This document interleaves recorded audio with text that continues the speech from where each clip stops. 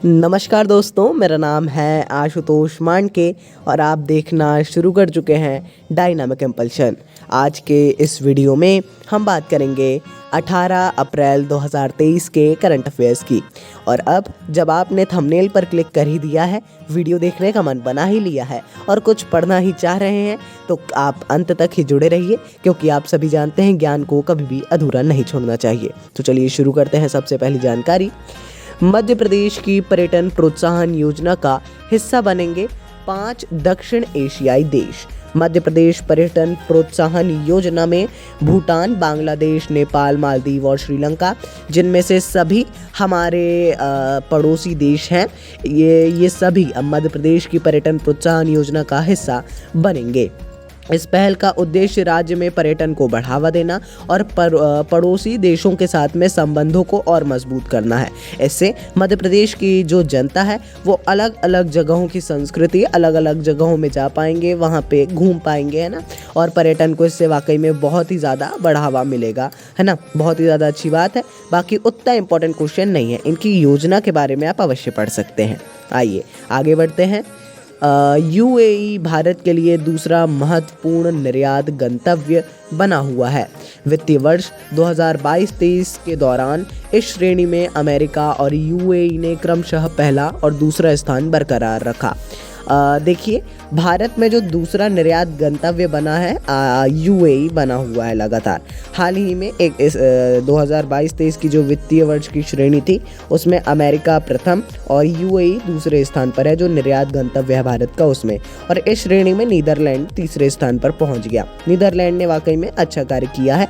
बाकी ये अमेरिका और यूएई जैसा कि बना ही रहते हैं इन दोनों, है ना, इनकी जगह वही स्थान बरकरार है अभी भी। आइए आगे बढ़ते हैं, अगली जानकारी को देखते हैं। G7 देशों का समूह 2035 तक कार्बन मुक्त बिजली उत्पादन सुनिश्चित करने की दिशा में काम करने के लिए प्रतिबद्ध है। हाल ही में मई 2023 में हिरोशिमा में G7 शिखर सम्मेलन से पहले साप्पोरो, जापान की एक जगह है साप्पोरो, इसमें 2 दिवसीय सम्मेलन के अंत में देशों द्वारा किए गए एक समझौते के हिस्से के रूप में ये बात बड़े लेवल पे मतलब एक बड़े रूप से इसकी आधिकारिक घोषणा की गई कि G7 देश अब 2035 तक कार्बन मुक्त बिजली उत्पादन सुनिश्चित करेंगे और इस दिशा में काम करने के लिए ये सारे देश प्रतिबद्ध भी हैं। अच्छी बात है, इससे पर्यावरण में बहुत ही ज़्यादा इसको भी बढ़ावा मिलेगा। आगे बढ़ते हैं। स्पेसएक्स ने स्टारशिप की पहली परीक्षण उड़ान भरी है। स्पेसएक्स ने अब तक की सबसे शक्तिशाली रॉकेट है, अब तक का ये सबसे शक्तिशाली रॉकेट है जिसे चंद्रमा और मंगल ग्रह पर अंतरिक्ष यात्रियों को भेजने के लिए डिज़ाइन किया गया है। ये स्टारशिप है ना, स्टारशिप इसका नाम है। इसकी पहली परीक्षण उड़ान भरी है। मैं माफ़ी चाहता हूँ थोड़ा सा प्रोनाउंसिएशन के लिए, आज थोड़ा एक मिस्टेक है ना।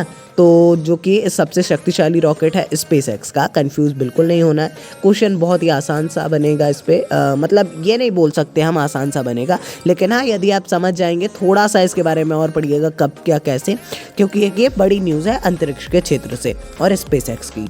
आगे बढ़ते हैं। सौराष्ट्र तमिल संगम गुजरात के सोमनाथ में शुरू हुआ है। 10 दिवसीय ये सांस्कृतिक कार्यक्रम है जिसका उद्घाटन केंद्रीय रक्षा मंत्री राजनाथ सिंह जी के द्वारा किया गया।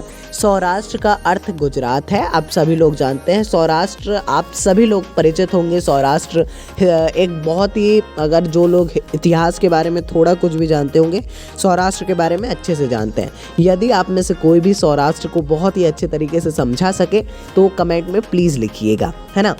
सौराष्ट्र तमिल संगम इसका नाम है, जो कि हाल ही में गुजरात के सोमनाथ में शुरू हुआ, जो कि 10 दिवसीय सांस्कृतिक कार्यक्रम है, जो कि वर्तमान गुजरात और तमिल जो साउथ साइड है उसके संगम को दर्शाता है।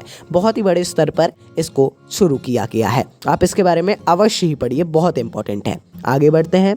कृषि प्रमुख वैज्ञानिकों की G20 बैठक वाराणसी में आयोजित की गई। बैठक का विषय स्वस्थ लोगों और ग्रह के लिए सतत कृषि और खाद्य प्रणाली है। देखिए ये जो कृषि प्रमुख वैज्ञानिकों की बैठक थी, मतलब इसमें कृषि का वो था, लेकिन इसमें स्वस्थ लोगों की भी बात की गई है। इस बात का आपको विशेष ध्यान रखना है। G20 से जुड़ा ये 100वां आयोजन था। भारत की अध्यक्षता में G20 से जुड़ा ये 100वां आयोजन था। बड़े स्तर पर इसको किया गया और वाराणसी में इसको आयोजित किया गया था। हर भारतीय के लिए एक वाकई में एक बहुत ही बड़ी बात है और अच्छी बात भी है, जो कि हर जो बैठक है वो सफलतापूर्वक संपन्न होती जा रही है। आगे बढ़ते हैं, देखते हैं अगली जानकारी को। राजस्थान की नंदिनी गुप्ता को 59वीं फेमिना मिस इंडिया 2023 का ताज पहनाया गया है। किसको?